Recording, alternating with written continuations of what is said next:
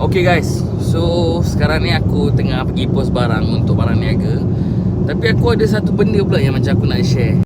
Untuk orang yang susah bangun tidur macam aku kan, kalau dah tidur tu nak bangun memang susah. Sebenarnya nak tidur tu tak susah kan. Kita perlu penatkan badan dan berhenti main handphone. Ataupun kalau korang tengah scroll-scroll tu, korang stop scrolling.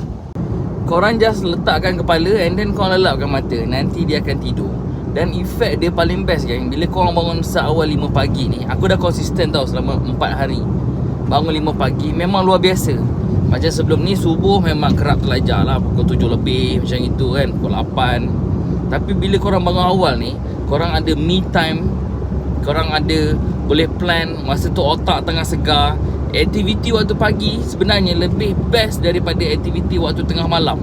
Ada orang dia suka tengok movie tengah malam kan. Macam aku 4 hari ni sebelum aku gerak pergi kerja, aku akan tengok movie dulu. Okay, aku akan workout dalam 10-20 minit macam itu. Aku workout, bagi peluh. And then aku tengok movie, dalam satu movie lah, sejam lebih sikit. Lepas tu aku mandi. And then aku breakfast, minum enzyme sikit. Lepas tu terus pergi kerja. Memang efek dia luar biasa.